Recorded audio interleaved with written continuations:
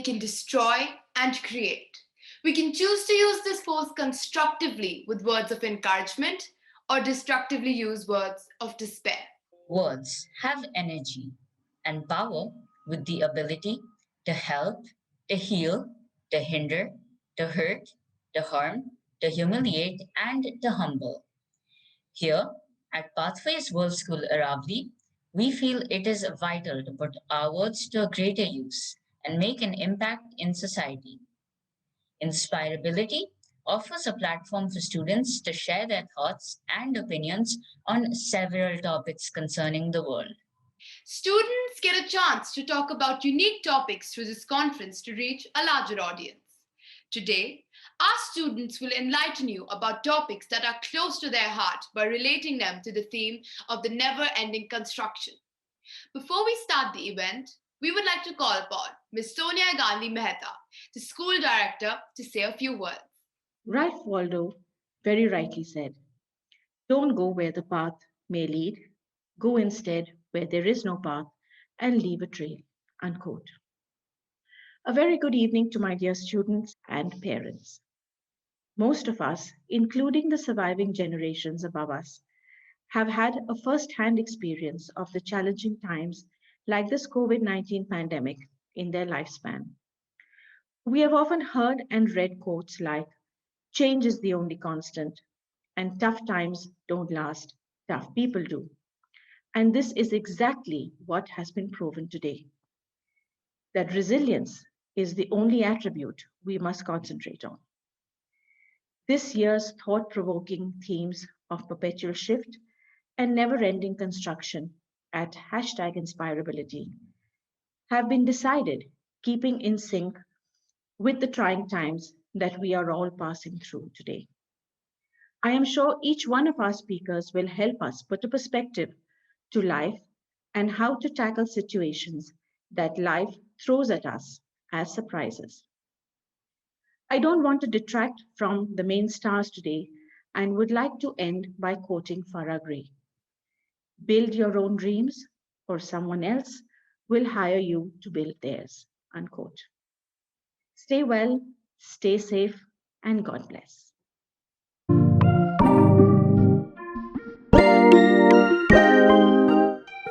Thank you, ma'am. Your words never fail to inspire us. We now would also like to call upon the middle school principal, Ms. Monica Bajaj, to speak a little about the event. A very warm welcome to hashtag Inspireability. I'm extremely delighted that the legacy of middle school wise talks, now hashtag Inspireability, goes on. The journey that began last year is now an annual event. I congratulate the students of MYP 5, backed by the students of MYP 4, for executing this 2-day event, not just in terms of logistics and organization, but also training the speakers. Their experience has truly been a unique one, and they have been able to exercise the student agency really beautifully. Thanks to the management and Ms. Mehta for having faith in middle school team and their continued support. I'm glad that this event gives the platform to as many as 20 students in middle school, including the students right from MYP 1. I hope you gain new insights from the conversations around never ending construction and perpetual shift and truly enjoy. Hashtag Inspireability. Thank you very much.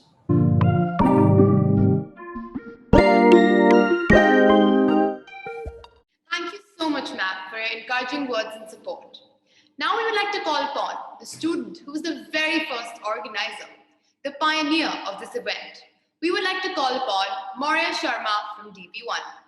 Thank you, Kripa and Vatsal and this Middle School Student Council for inviting me to talk about this event.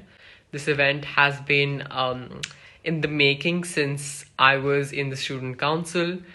Gia and I, we led this event forward with under the guidance of Miss Abhilasha and Miss Monica. And ever since, it was all of our ambitions that it turns out to be a success. I'm really excited to see how the entire event pans out. I feel that some of our speakers have chosen fabulous topics and have undergone great, tremendous training. And I hope them best of luck, and I really look forward to seeing this new event and how it manifolds.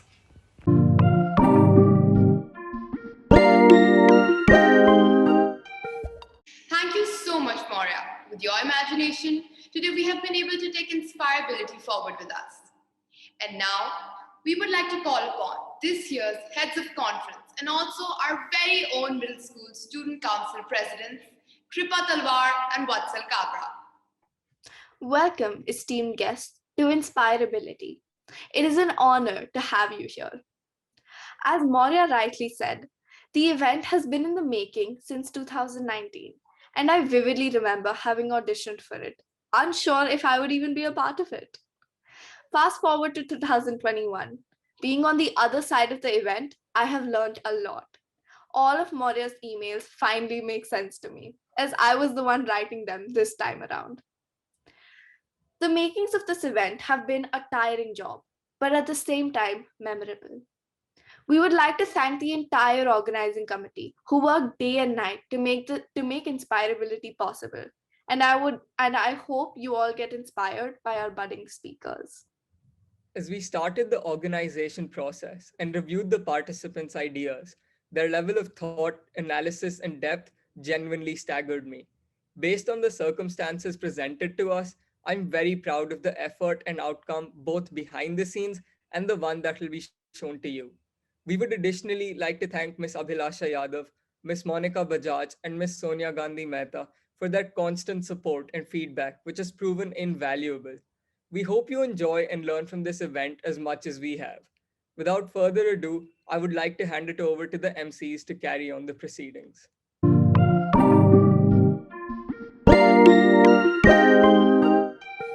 Now, for the moment you have all been waiting for, we present to you Inspireability. And our very first speaker for this conference, Arnav Agarwal. Have you ever wondered what affected humankind's progression? Well, we have the perfect candidate here who will speak about the evolution of mankind over time and what can come in the near future. With no further delay, let's call upon Arnav Agarwal. A very good evening, everyone. Arnav Agarwal will be sharing his thoughts on the evolution of mankind. Well, I personally believe that the concept is a bit complex. I wonder how he developed an interest in the topic. Good evening to everyone. Some of you must be intrigued at my interest in the evolution of mankind, but I hope I can provide valid justifications and assist you in understanding my viewpoint during the course of this interview. Well, all the best to you. So, Arnav, I feel we should begin with making our audience understand what is the evolution of mankind. Absolutely. As per Charles Darwin's theory of evolution, it is not the strongest of species that survives, neither the most intelligent that survives. It is the one that's most adaptable to change. I believe that all of us here will agree with this, as humankind has been constantly changing, constantly evolving, and constructing a variety of new inventions and thoughts. Personally, I have thought of my grandparents to be of an era when technology was non existent. When my mother showed me pictures of their childhood, I was amazed that the photos were of such high quality. But when my eyes were opened to this reality, it interested me in the evolution of technology and consequently the evolution of mankind. Interesting. But Arnav, you mentioned Charles Darwin's theory of mankind. Did you have to do a very detailed research about the evolution of mankind to understand what this means? If yes, could you please elaborate? I had conducted a thorough research, and one of the texts that really impacted my thought process was Sapiens by Yuval Noah Harari. It helped me delve deeper into my inquiry of the human evolution as it discussed key changes and how mankind has evolved.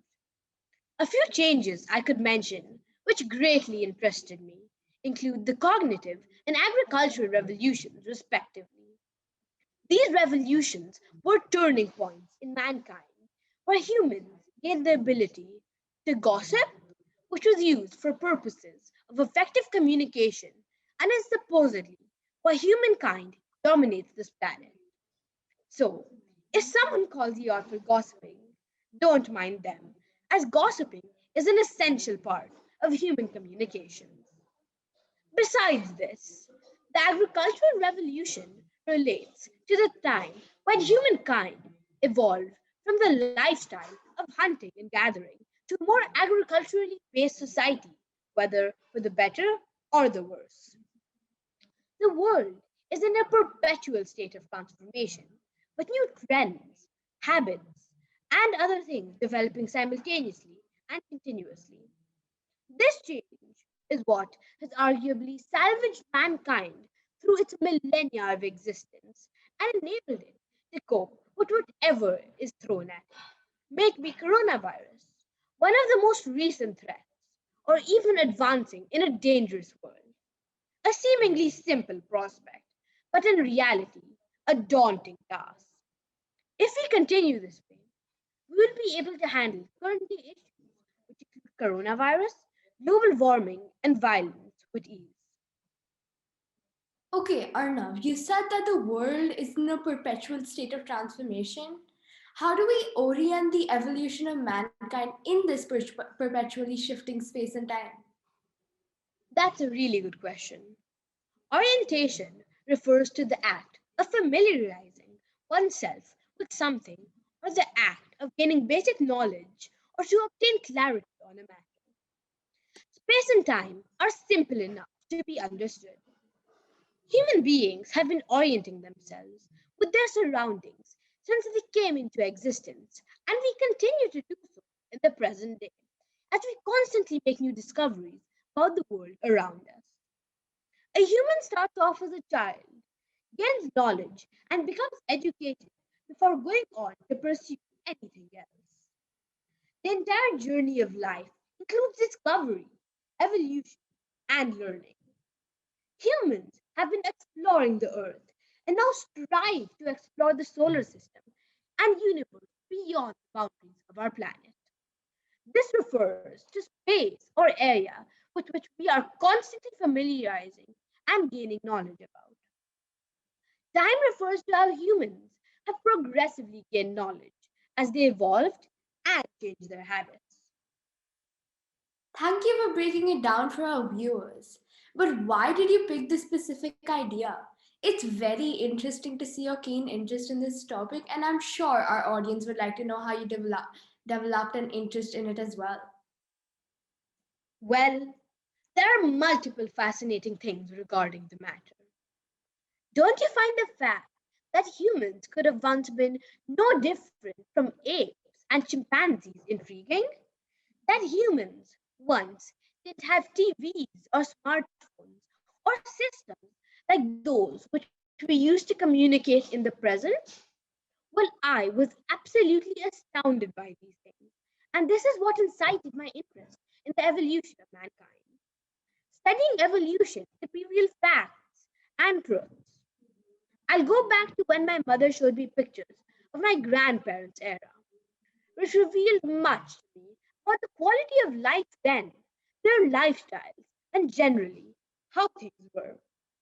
One can learn about humankind's history, how we have changed, and how we have become what we are today. I am primarily interested by the countless possibilities and truths that can be discovered by evaluating the same. I am also interested by what the past had and what we can learn of. That was really interesting. But you were talking about how your mother showed you things from your grandparents' era, and a lot of things have changed since then. What do you think is the most significant evolutionary shift in mankind in the 21st century, and how do you think this will impact our future? That's a good question. To begin with, we've only witnessed a fifth of the 21st century so far. So I don't really think we can make a judgment on what will be or has been the biggest change. We have no idea what position mankind will be in say 2050. But looking at the ongoing pandemic, coronavirus struck a fatal blow to mankind. While there was the initial confusion and fear, much of which continues to exist, communities began setting up virtual schooling. Many businesses went online and vaccine progress began. Currently, we have multiple vaccines being launched around the world, hopefully foreshadowing an end to the altered lifestyles during the COVID-19 in the 21st century. Humans learned and have shifted so much online. Virtual schooling is now a more accessible reality than ever before. Humans learned many things this time around. The main lesson being how to handle a situation which incites fear and terror around the world. Recently, a new strain of the virus was introduced in the United Kingdom and mild panic aroused. But the government there and in other parts of the world took measures almost immediately to prevent the spread of the unknown, which proves that mankind is now more prepared and wary and will hopefully be able to handle such an issue or outbreak if it arises again. That's a very interesting observation. You just told us about the evolutions we've already witnessed in the 21st century. But how do you think the evolution of mankind going in the future? Now that we've understood the evolution of mankind, we would really like to know what type of evolution is coming for our audience in the coming years. Well, it is already applied around me in a very literal manner. I live in Gurgaon, a town which can be the exact visualization of the team. Wherever you look, some building has risen and some road is being constructed. This is true throughout the world, and the same would apply in developing regions. There will always be new avenues for novelty for as long as mankind continues to exist. If not for industrialization and residential purposes, it would be for, say, travel into and beyond the solar system. However, beyond the literal meaning, humans have been constructing a variety of new mindsets, thought processes, and beliefs, as I mentioned towards the beginning. New trends and viewpoints will be constantly introduced, both in the present day and the future. We humans are pretty special. We find ourselves directing this planet, and we've even moved beyond the Earth's boundaries to explore and possibly even colonize space. Throughout our stay on Earth, we've constantly been constructing new things, constructing new thought processes, and constructing new habits. Humans have evolved as they oriented themselves with space and time. We will hopefully continue the same and evolve into a better, conscious, and more mindful species. Thank you so much, Arna, for this lovely conversation.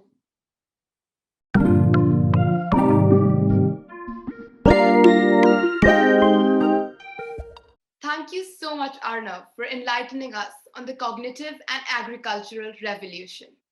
Now we have Arnav Mangla, who will delve into the characteristics and traits of an individual that set them apart from any other species on this planet. Arnav Mangla will be talking to us about a concept he's extremely interested in: what it means to be a human. I think we all have wondered about this at some point, and it seems extremely interesting. So, Arnav, what exactly does it mean to be a human? Thank you, Kaira. What it means to be human is challenging to dissect and comprehend. There's so many aspects of our life that make us such an interesting species. Every human being is unique, and each one of us has different traits and features. We have our own set of feelings, habits, different set of perceptions, and beliefs. In fact, one can say that we are probably the unbeaten and the most wise creatures on the earth. That was very well elaborated, Arnav. However, you mentioned various things that we do that define us being human. But what is the very first characteristic visible to us about humanity? Okay, humanity can simply be defined as the quality of being human. It is the peculiar nature of man by which he is distinguished from other beings. Humanity means helping and caring for others whenever and wherever possible, helping others at times when they need it the most among so many species. Humans have the capacity to show love and care and give to help others. Forgetting your own interests when someone needs your assistance, giving a glass of water to a thirsty man, or helping someone to cross the road is also a humanitarian task. I found what you just told us extremely interesting. Personally, I read various articles about recent incidents and I find a lot of negative news about criminal activity. I just want to understand the nature of such events from you. When you rise in the morning and listen to the radio, read the newspaper, we are confronted with the same sad news: violence, crime, wars, and disasters. Even in these modern times, it is clear that one's precious life is not safe. This constant awareness of fear and tension should make any sensitive and compassionate person question seriously the true meaning of being a human. Humanity is the human behavior that cares for other human beings, of a universally held conviction that life is better than death, and that the human beings of universally treated humanly in relation of mutual respect. Universal humanitarianism is essential to solve global problems undeniably. Compassion is the pillar of world peace when we perform act of kindness and when we get inner peace and blessings from the other person whom we help. Thank you, Arna. I'm sure we all learned a lot from that.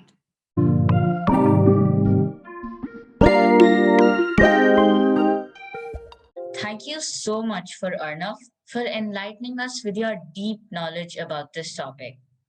Now, we have Shreyas, who will speak about the first Sustainable Development Goal, which is poverty, and the problems it poses. Shresh is passionate about the Sustainable Development Goals. These are a collection of 17 interlinked global goals designed to be a blueprint to achieve a better and more sustainable future for all. Welcome, Shresh. Thank you, Vidhi. So, have you ever wondered what it feels like to not have a roof above your head? Have you ever wondered what it would be like if your family didn't have enough money to fund your education? Can you even imagine going to bed having had barely a meal the whole day? I certainly cannot. Exactly, but many people experience it every day. I have always been interested about the SDGs related to our environment. Until the COVID 19 virus, the issue of poverty never concerned me or was brought to my attention. The life for the poor in the virus has been terrible from the very start because they had to walk hundreds of kilometers on a daily basis to get to their homes. If they got the virus, they won't have enough money to get the health care they require. After learning about their suffering due to the pandemic, I wanted to learn more about the first SDG, no poverty. So I started researching a bit about it. In simple terms, poverty is the state of not having enough material possessions or income for a person's basic needs. When someone is in poverty, they don't have enough money to have access to basic necessities that one needs for survival, like shelter, food, clean water, and clothing. Do you think you'd be able to survive without these basic necessities? Absolutely not. I do not think so. Knowing that so many people suffer with poverty is truly heartbreaking. I'm sure there are multiple reasons for poverty, but what do you feel are the main reasons for people spiraling into it? Poverty is caused by many things. One of the main reasons which spread poverty early on was war. Because of war, a lot of people's homes were destroyed, which led to people living in poverty. One more reason is the government. Sometimes people buy land from the government and people are already living on that land, so their homes get destroyed. Oh my, that's terrible. Well, all of these things would have some impacts, right? So, what are some of the effects of these issues? They are unable to afford meals and they don't have enough money to pay for the houses they live in, and much more. A person who faces poverty is unable to get quality education, which impacts their lives as they grow up because it would be hard for them to earn money to live a good life. One of the worst parts about poverty is that it can lead to suicide. 800,000 people die due to suicide every year, About 50% of those deaths occur in lower class countries. Another repercussion of poverty would be child labor. Majority of families who are in poverty have their children working in factories. Those are some staggering numbers. I honestly want to help all of them now. Can you give me some suggestions for how I can make a change while sitting at home? Actions speak louder than words. In the last few days, during the Service and Action project, I learned how important it is to take action. I have taken action towards poverty as well. In my society, I gave the workers food and I distributed blankets to the less fortunate people living on the roads. We should all take small steps, and that is where change begins. Many people think about taking big steps, but at the end, they end up doing nothing. I think that people should not always focus on the size of project, but first take small steps. So, what are some things that we can do to put an end to poverty? There are many ways we can add to this. Any contribution counts. To begin with, we can try and donate to the less fortunate.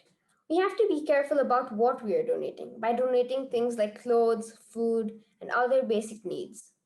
Furthermore, as a society, we can try and reduce the resources consumed to ensure access for everyone.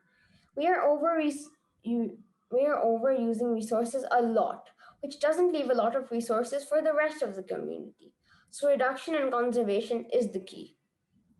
Last but not least, this point goes without saying, but we have to spread awareness in order for more action to be done. If you spread it to 5 people, each of them would spread it to more people, which will turn into an ongoing chain, which will make a great impact and better awareness. The secret of change is to focus all your energy on not fighting the old, but building the new. Are you ready for change? This is Shresh Jain signing off for the day. Let's put a halt to poverty. Thank you all so much. Thank you so much, Rish, for that informative conversation. I, for one, would be trying to make a small change in my community and try to reduce poverty as much as I can, and I'm sure others will as well.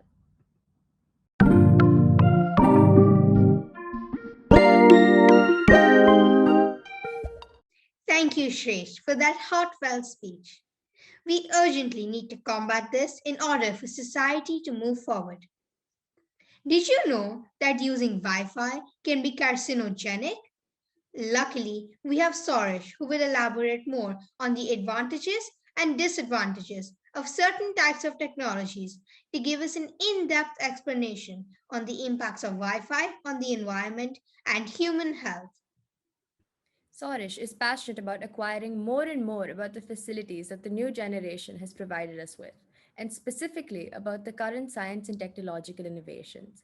So let's put our hands together for our new speaker, Sorish Bindals. Albert Einstein once said, "We cannot solve problems with the same thinking when we created them." It is commonly said that this century is the century of science and technology, but to what extent is it used by the people on a daily basis? Any ideas? I mean, I can't think of any off the top of my head, but I'd love to hear yours. Well, in this generation, people do most of their work with the help of the new inventions and the innovations that science has provided us. These new creations have made our life way easier. One day, I was sitting with my grandfather and asking him a question. Dadu, how dependent were you on technology in your livelihood? And how did you communicate with people who lived far away? He told me that there were less scientific developments and they used to write letters to communicate. If a person wanted to talk with their friends or relatives who were not nearby or who were out of town, they couldn't make a phone call and instead wrote a bundle of letters. That is quite true. We are born in a very modernized generation compared to our grandparents. But as you said, this generation is highly dependent on scientific innovations. Could you explain to the viewers what role technology has in our lives? Technology has befitted so advanced. The role of technology towards the modern society is to build better quality, more efficient, safer, and more convenient and satisfying products in an optimum manner. I certainly perceive that technological advancements have helped us in an advantageous and a satisfying way. Well, Sorish, you really know what you're talking about. However, in the last line, you mentioned that technological advancements help us and have various advantages. Do you think that utilities such as Wi Fi, which have had controversies, should be used by humans? Well, Wi-Fi is useful. I had internet at home and out in the public. I was able to gain knowledge at the tips of my finger because everything was just a Google search away. But as rightly stated, with positivity comes negativity, and nothing is perfect. So one shiny day, I picked up a newspaper and started reading it. I came across an article which was talking about the negative effects of Wi Fi, particularly talking about the health risk associated with being exposed to Wi Fi radiation. This article said that Wi Fi is a carcinogenic. At first, this did not make sense to me, but after researching, I found out that this actually means that it could cause cancer. At the time, I refused to believe it, but after I read more about it, I started realizing that it can have harmful effects. That was very informative. Thank you, Sorish. Personally, I try to avoid all these technologies as much as possible due to the radiation. Moving forward, you just discussed the boons and banes of innovations for humans, but could you also elaborate on how these advancements affect our environment? While some people say that if humans stop using technology and lead to live a simple way of life, then only we could save the environment, as there would be less number of natural resources getting wasted. On the other hand, if people deem that technology by itself could preclude the environment, they opine that current generation has come so far ahead in technology that there's no going back. Thank you so much for your wise words, Sorish. It has truly been a pleasure to have you here. I've personally learned a lot about the science world from you. Would you like to say some wise words before we leave? Sure. Upon our discussion today, I just want to leave you all with a quick note. Science can be a great instrument of peace and development. However, the hope that science will create heaven on earth is largely a myth, simply because man's behavior has not altered over the centuries. Our thirst of scientific advancements and developments is the most powerful tool that we have in our society today. Technology has infiltrated almost every aspect of our life, starting from food productions to education and work. Without science and technology, we are like an unburnt candle who have no purpose.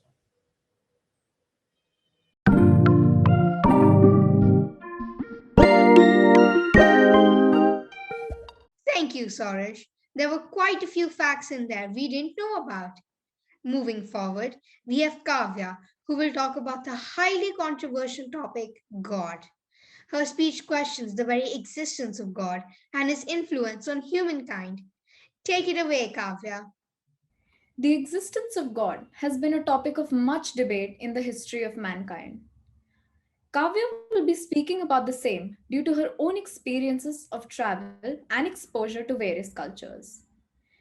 These diverse opinions have contributed to her experience in this field. Kavya, could you share with us why God? Hello, Aparna. Well, it often bothered me when I listened to the arguments against God, which can be heard quite often in today's time, what with we being the Gen Zs.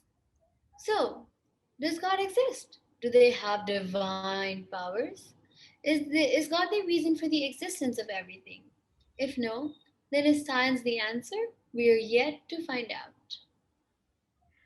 Personally, I believe that science is the answer to all problems of mankind, and today's man can himself turn his dreams into reality. So that's why when I'm asked about this existence of God, I can never present strong arguments to prove it. Well, if you're looking for arguments, I have a few. There are three main arguments that supports the idea of God: cosmological, teleological, and ontological argument. Firstly, the cosmological argument states that God must exist as the creator of universe, because if it wasn't his mastery, then who created it? God must exist because who else could have made all that is in the universe, because nothing can happen on its own. Humans are living beings on Earth, and if examined closely, they are as small as an atom in comparison to this big universe. Thus, our existence does not really matter at all. But there has to be someone who made us, who made our complex body and gave us complex features. Therefore, God exists. Well, when you connect this whole theory with the creation of the universe, it does make one wonder on the possibility of existence of God. And I'm sure your rest of the arguments will bring forth more insightful thoughts for our audience. So, the second argument is the teleological argument, also known as the argument from design, says that this world is a perfect environment for human beings. It must have been made specifically with humans in mind. William Paley wrote an explanation to this argument. Say you're walking on a street and you pick up a stone. You look at it and you fiddle with it, but nothing happens. Then you walk again and you come across the clock. You look at it. It has two hands that go round and it is ticking. It's obvious that it has a purpose. Now, if we look at our Earth, it has a perfect amount of temperature. It has air, it has water, it has food, it has land, is the right amount of gravity, and everything works accordingly under consideration of human beings. It is obvious that it has a purpose.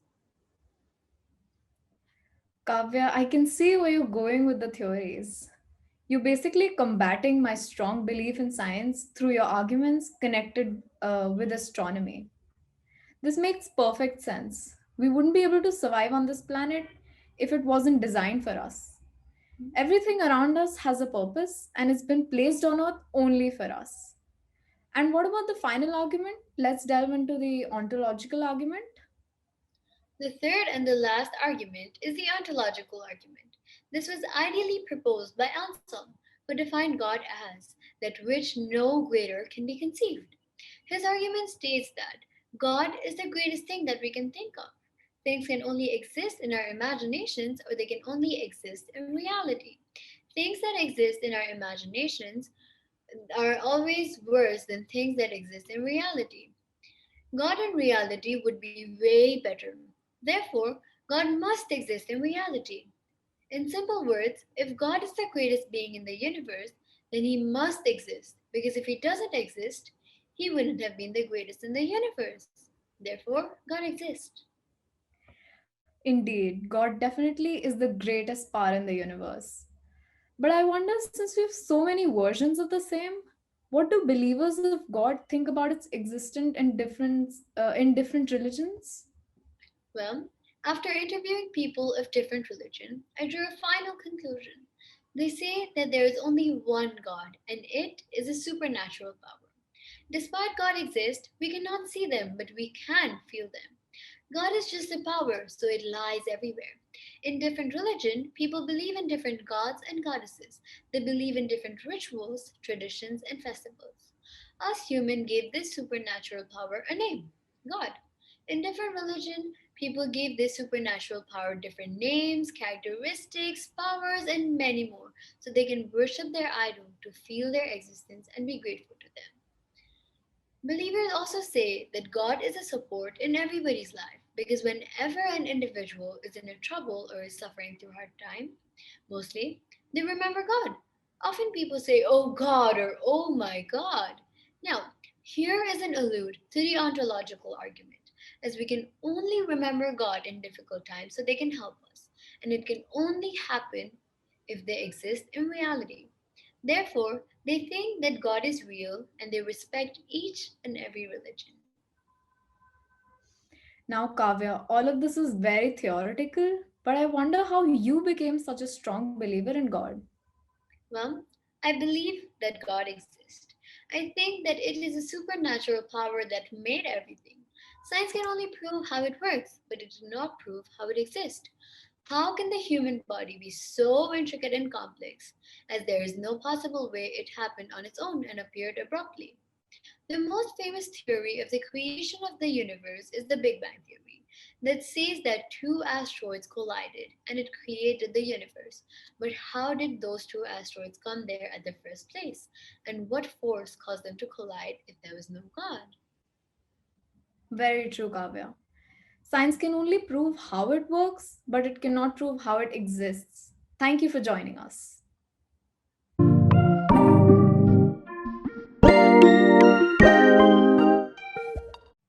Thank you, Kavya, for that mind blowing speech. What is progress? How can we define it? We have Tanya with us, whose speech will revolve around progress in terms of art, technology, architecture, and more. Tane will be sharing his views on progress in coexistence with technology and art. Tane's parents are both architects by profession, and their daily conversations have influenced Tane's interests in this field. Thank you, Kaushal. So, about progress. For me, progress is about thriving and being the best at what I do. Do you feel the same way, or does the term have a different meaning for you? For me, progress is best understood through the musician Jeff Olson's quote. Some quit due to slow progress, never grasping the fact that slow progress is progress. This idea connects with me because it tells us that progress is not just the final product, but the smaller steps we take towards achieving our goals. Hmm. Well, I've never understood music. It's so complex. But I think progress always requires a lot of effort. Do you think it's inevitable though? Yes, progress is inevitable. A good example would be me coming to MYP 1, which has helped me progress mentally and physically. This will happen to all of us whenever we move forward in school or work. It is crucial as it builds our character. This is the way life is. Wow, that was very well explained. We evolve every day, right? Though, to understand this better, can you tell us what paradigms does such revolution rely on? Some of the paradigms that progress relies upon are art, technology, and architecture. All of these are nothing if we do not do it sustainably. We can see that throughout history, a lot of progress has resulted in pollution, carbon emissions, degradation of forests, depletion of its natural resources, and many other things. Well, for a layman like me, all of this totally makes sense. My personality is as such that I want to grow and become better at everything. This is indeed progress, right? But sometimes I like to speed up the process, being a better person. Do you think it's a good idea for me to rush progressing forward? No, I do not believe it's a promising idea to rush. Like I mentioned earlier, slow progress is important for permanent progress. Sometimes, in the rush to explore and innovate, we do not realize the damage we have brought to the environment. We must now find the sustainable ways to make progress and secure our future before our modes of progression make our survival uncertain. Thank you, Tane. That was a very informative conversation.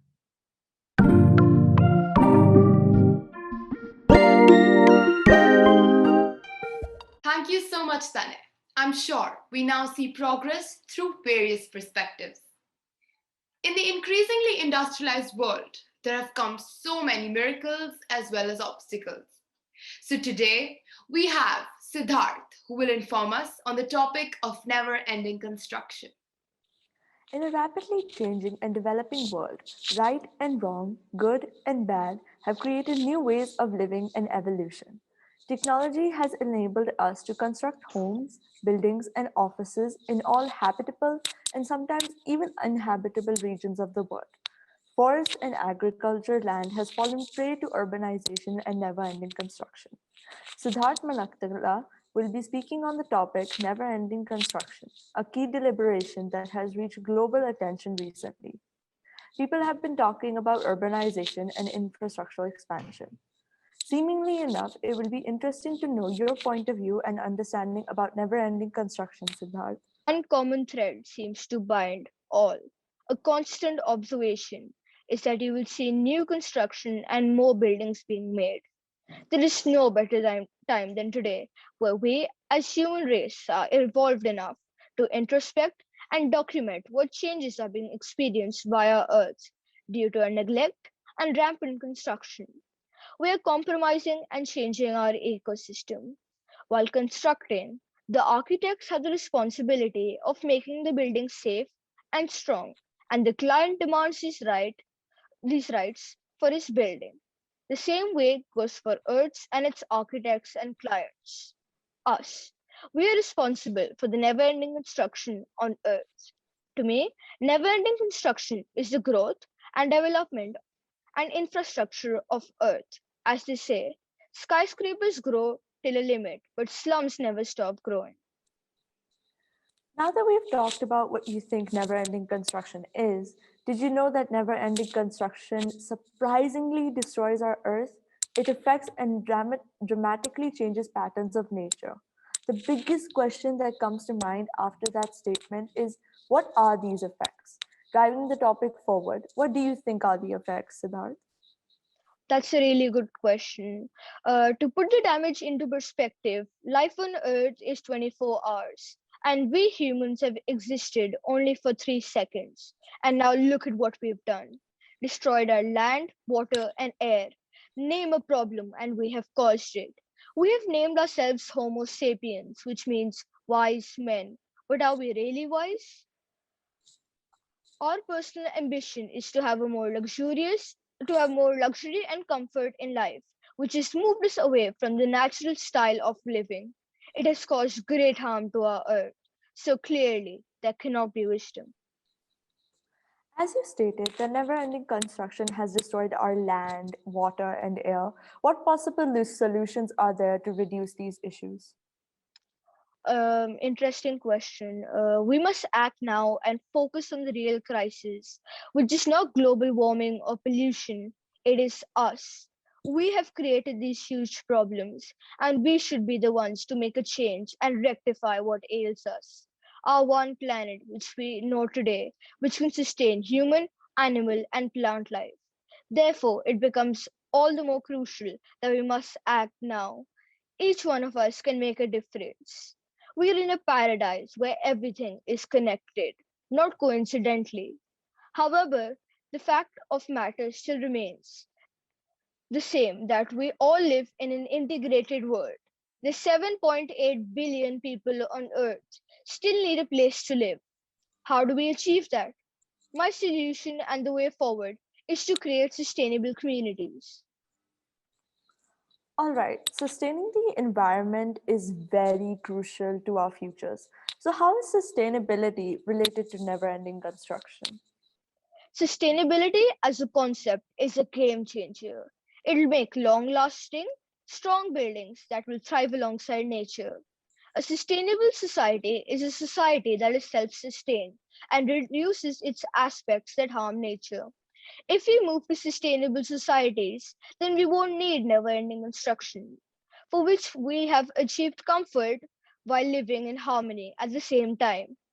It'll be a new era of development for mankind, yet it'll have the same simpleness and humility as our primitive selves.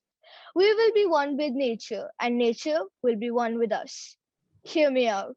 When we achieve a sustainable community, we will need nothing else. This is true harmony needed for never ending construction, or should I perhaps say, never ending harmony. More than half of the world's population today lives in cities, and another 2.5 billion people are expected to join them by 2050. The frequency of torrential rain and storms surges in big and densely populated cities like New York, Mumbai, and Jakarta, hitting those living in informal settlements like slums the hardest. Desertification swallows land and leaves them in waste, and sea level rise threatens everyone living in coastal areas and small island countries. One such example is the flash floods in 2013 in Uttarakhand. There was the cloudburst, but it was the man made factor that compounded the scale of disaster. The unabated expansion of hydropower projects and construction of roads to accommodate the ever increasing tourism, especially religious tourism, was the major cause of the unprecedented scale of devastation. They say a flutter of a butterfly can create a typhoon on the other side of the earth. So imagine what we can do together. Let's work together to create a sustainable world that is free of pollution and other such problems.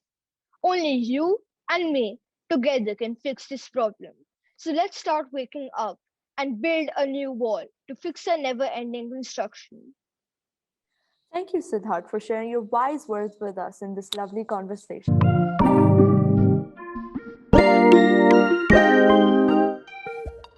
Now we have Naman Kapoor, who will closely venture and explore the story of every product and service all around the globe today. and take a detailed glance into the permanent selling strategy that mirrors the overall concept of the perpetual shift. Naman is passionate towards the planned obsolescence of phones that is present within every cell phone user. It's a pleasure to have you, Naman, to talk about your thoughts and ideas towards planned obsolescence. Who likes the iPhone 4? What about 6? What about 12? On which of the options do you hesitate the most on? I'm very sure the answer is 4, but nobody would have hesitated on the third option. Maybe because it has a longer battery life, it's more stylish, it has dual camera, and many more features too. I know what you're all thinking, but don't worry. This is not only the case with you, but it's with everyone who's living on this planet. Out of what I know, you have a keen interest towards planned obsolescence. But this term is a little too wordy and hard to understand. Can you share with us what it really is? The term planned obsolescence. It sounds a bit difficult to understand, but if you look into it, there's no literal definition describing it. For example, a few years back, my mother gave me an iPhone 6. A year went by and the battery started malfunctioning. My mother is really emotional, and so she was hesitating to throw it. And then I started wondering on why gadgets wear out so rapidly. And then came across this term, planned obsolescence. I too changed my phone regularly because of it being outdated. And as you told us your story about your mother's phone, I would just like to clarify, why are we only talking about gadgets when it comes to planned obsolescence? Yes. So I will begin by asking a question to the viewers. When was the last time you replaced your phone? What about your laptop? Your razor? A light bulb? Probably very recently. A product like a light bulb you would replace out of necessity. The bulb would stop working, you would buy a new one. Razors are similar. The blade would not be sharp anymore, you would throw it out and replace it. But if you agree with me, phones and laptops have a completely different story, very different from the other products. I'm very sure that the last time you bought a phone, your previous one must be working just fine. But minor problems like a faulty keypad, out of date updates, and getting hanged every minute might have been some problems you must have faced. But have you ever thought upon, were those problems good enough to get you into buying another brand new mobile phone? I will leave you with that question. Okay. Well, we all know that gadgets wear out rapidly. I mean, mine definitely did. But in how many months do we humans change our gadgets on average, Naman? A recent study showed that we humans on average tend to replace our smartphones every 22.7 months, under 2 years, and by 2018 it was 24.7 months. An example is a washing machine. Planned obsolescence means that the washing machine is designed to last about 2 years before it wears out. 2 years after purchase, the washing machine will only need some inexpensive repairs. This will keep continuing till a new washing machine is required. Thank you, Naman, for clearing our doubt. I've learned a lot more knowledge about planned obsolescence, but I'd like to know more towards the positive and negative impacts. Yes, let me explain the positive side of the theme. Now tell me if you agree with me or not. Cell phones don't last for 20 years. They could if manufacturers decided to make them more durable. But is that bad planned obsolescence? I don't think so. But this brings another term into our discussion, value engineering. Cell phones could be made out of titanium and other expensive parts. If it were made out of titanium, it would last longer, but would use more resources. That is the reason why phones are built out of inexpensive parts, like plastic, is so that they are more affordable. There is, in fact, also a negative aspect of planned obsolescence, pseudo functional obsolescence. I'll explain this to you using a real life example. Last year, my friend had 3 laptops. The oldest one was from 2007, and the newest one was from 2020. The power adapters for all 3 of them had identical voltage, but had different sockets, which meant none of them were interchangeable. One of the laptops malfunctioned, so he threw both the laptop and the adapter, but never noticed that the adapter could be reused for the other 2 laptops as well, since all of them had the same voltage. In this case, both the laptop and the plug were thrown away. There is no innovation here or technical reason on why each adapter had to have a different socket. This is pseudo functional obsolescence. All right. I see that pseudo-functional obsolescence seems to harm our environment because of the electronic waste that occurs. Could you recommend some precautions we as consumers should keep in mind for keeping pseudo-functional obsolescence out of our lives? I would just like to say that we as consumers need to be more aware that pseudo functional obsolescence exists. Each of us know very little about how our products really work, and so it can be hard for the average customer to tell the difference between true innovation and pseudo functional obsolescence. We can make a difference by avoiding the latest trends as much as possible. Try using your devices for a longer period of time and deal with the small problems. Reuse all your digital devices and other equipment. Whenever buying a product, always make sure it has a warranty with it. Lastly, to end with, I would just like to spread awareness about the difference between true innovation and pseudo functional obsolescence. I would like to encourage everyone to do the same and ensure that this concept is taken into consideration in your lives. Thank you, Naman, for sharing your thoughts and ideas. It was indeed very informative.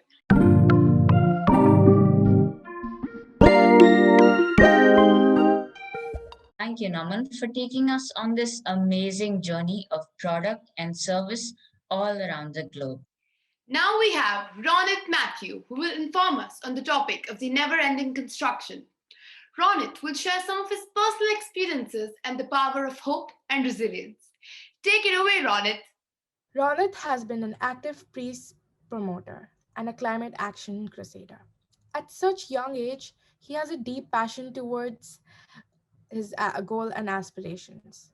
We hope to hear about the beginning of your journey, Ronit. An autodidact with zeal to learn and accept new challenges. I believe that self learning is the key to achieve success.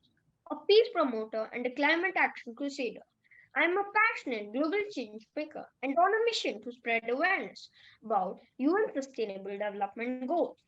So, I have a personal experience here. It was a bright Monday morning in October 2018. I was super excited to be a part of the Smart Talk edition. For days, I had been browsing for the topic. Good, great.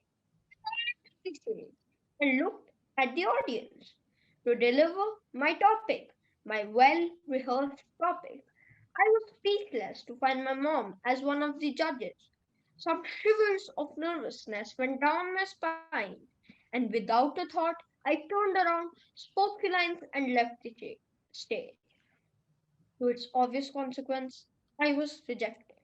I was disappointed and felt disheartened. When the dust settled, I said to myself, don't let rejection create self doubt. That is the day, and today, at age 11, I am now recognized as a global change maker, and I know this is just the beginning. Never ending construction reflects the essence of this integral part of life called change. Socrates famously quoted, the secret of change is to focus all of your energy not on fighting the old, but building the new. Never ending construction challenges our notion of constant system, identities, and knowledge. This is truly inspiring story. I was really touched by the quote you just mentioned. Don't let rejection create self-doubt. I truly am stunned with your start of the journey and where you're heading towards as a global change maker. As you mentioned, never ending construction reflects the essence of this integral part of life called change. In climate change, I found the opportunity to interact with the reality of human deterioration and mindless exploitation of the mother earth. My effort to be a global change maker is to transform and alter this reality of climate change. The ultimate sense of creating our Earth a peaceful and sustainable place sprinkled with kindness. What inspired you to be a global change maker? And in what ways is it a perpetually active journey for you?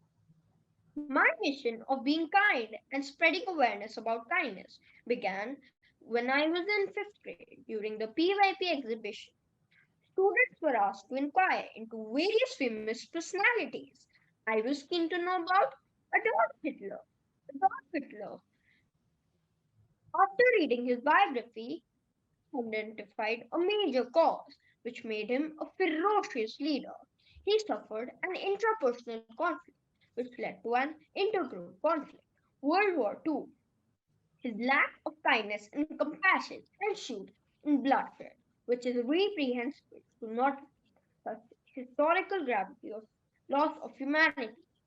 Even today, we can witness such a lack of kindness and compassion, where humanity is lost to self interest. Instilling the basic human trait of love, kindness, and compassion is my motto to make the world a peaceful and sustainable place to live in. On that note, could you share some practices to inculcate kindness in our daily routine? What are your thoughts on this? I have been following some simple steps which I would like to share with you all, moving from self to local to global. I practice yoga to balance my chakras. It helps me stay fit, mindful, and balanced. Spreading awareness about kindness and looking at things with a positive lens. Taking care of the environment. Using my extra time for supporting a cause. Let me tell you something interesting before closing my talk.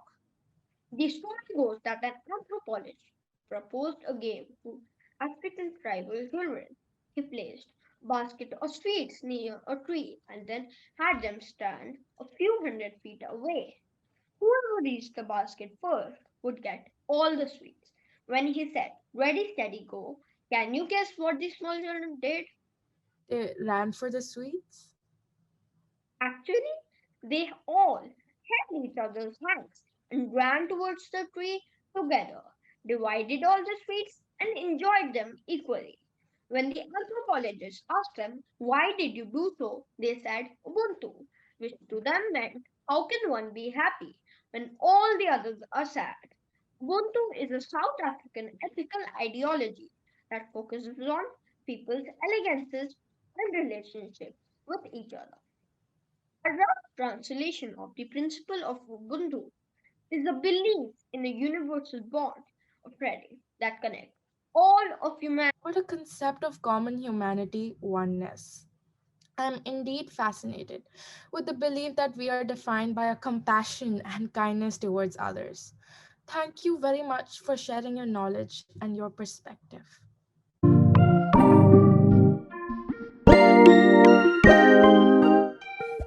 Now we have Hafsa Radar as our final speaker for the Inspireability pre-conference. Hafsa is a very keen girl who's extremely interested in astronomy. She would like to share her experience and journey in exploring the fields of science and technology and how her thirst for knowledge about outer space mirrors the theme of the perpetual shift. We present to you Hafsa Radar. Now we have Hafsa Ratha from MYP1, who will be sharing her views on scientific and technical innovation. Hafsa has a great interest in astronomy. Today, she will be discussing how astronomy fascinates her every time. Thank you, Shreyashri. Well, loving astronomy has been pretty interesting.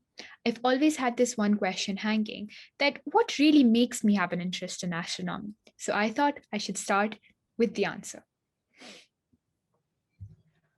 Believe me or not, but I have the same question. So tell me, Hafsa, what brought you to loving astronomy in such interest and fascination? When I was a 4 year old, I was sitting outside with my dad, glaring at the night sky after dinner. My first time observing something so fascinating that got a 4 year old brain to think about constellations. I remember drawing this shape in my notebook, which looked like a pan. So then I asked my dad, "Dad, why does this night sky look so interesting, even though it's just random shiny things making weird shapes?" And that's when my dad told me they are called constellations. I giggled and I asked again, "Why?" And then He told me that people who lived thousands of years ago were just like me, not knowing anything about that beautiful universe, but as excited as a 4-year-old to know. So there we have it. I kept on wondering and researching to figure it out. I found a lot of stuff like telescopes were made, astronauts started missions, rockets were made, and even satellites. So science and innovations have been with me since I was born. So having a conversation about it wouldn't hurt. And the MYP curricula connects these subjects directly to my interests. Well, that's an interesting story. A 4-year young girl with such aspiration to explore the night sky, about those stars and galaxies. Though, could you elaborate further on how nature fits in the whole scheme of astronomy according to your knowledge? Scientific and technical innovations explore the world out there and how it connects with our innovations.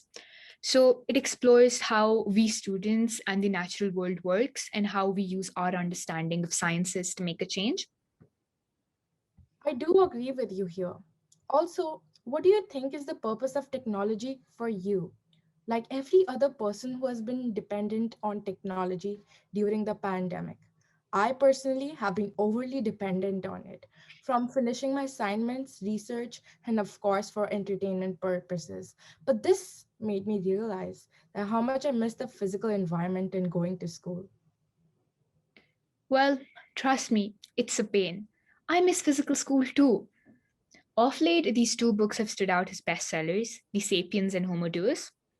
Here, Yuval Noah Harari says that over a period of time with developing technology, the Homo sapiens who lived thousands of years ago are going to evolve into Homo Deus. And this just connects. Deus is a Latin word which in English means God.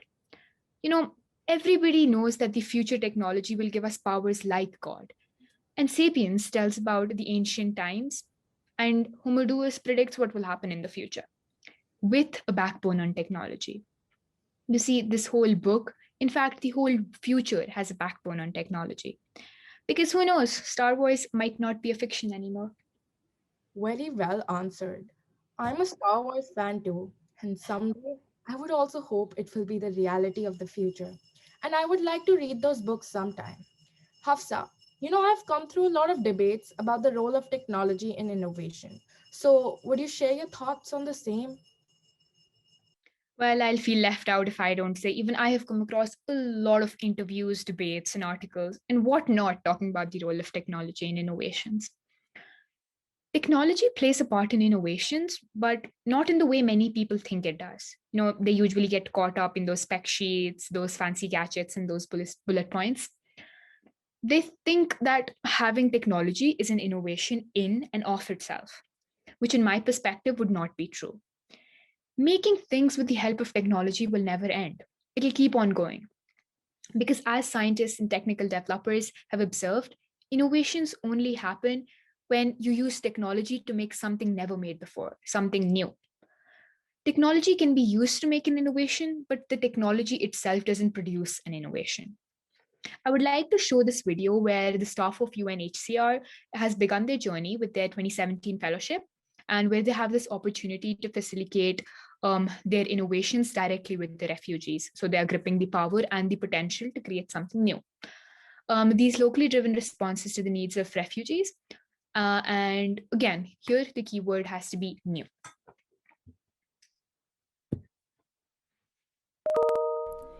Every January, UNHCR Innovation kicks off the year with its Innovation Fellowship Program workshop, with colleagues from around the world gathering in the bustling city of Bangkok. Started in 2013, over 90 innovation fellows have enrolled in the program, spreading new mindsets and innovation from Beirut, Bogota, Geneva to Juba. Together with UNHCR Global Learning Center, the fellows take on a year of identifying challenges in the field, exploring innovative ways to improve the lives of refugees, and sharing ideas on how to facilitate innovation in UNHCR. As the world becomes increasingly complex and the needs of refugees increase, the fellows are the organization's ambassadors for innovation and lasting positive change. This year won't be any different. With 25 fellows starting their Innovation Fellowship in 2017, we continue to move towards a more resilient, innovative, and agile UNHCR. Thank you, Hafsa. I must say, UNHCR is doing its best to help refugees. Let's talk about your interests now. Could you connect never ending construction and your topic to astronomy? I have a great interest in astronomy, and I've said that quite a lot of times. And there's this stream called astronautics, which in easier words means the science and technology of space. It includes the space travel, the rovers, space shuttles, and you name it. As an example, I didn't think about the moon till I got to know that humans could not send um, these humans to moon till Apollo 11 came. And there were so many errors at that point. They made so many issues, so many technical discoveries, innovations, and people got to know so much about science in that short span of time. Artemis 2, the first crewed flight test of the space launch system Orion, it is targeted for launch in 2022. NASA will land astronauts on moon by 2024, and they're collaborating with SpaceX in the mission, trying to get the Orion come back. Orion systems were used during the Apollo times, and NASA is using that again, but this time with better and modern systems. So the construction still goes on, and it'll never end. New innovations will keep on taking place for a better future. I should say, innovations and innovators are the best examples of never ending construction. Thank you, Hafsa, for such a wonderful presentation. I must say, your journey in exploring the fields of science and technology really intrigues me. I was extremely hooked on every fact and figure about technology and astronautics in this conversation. Thank you.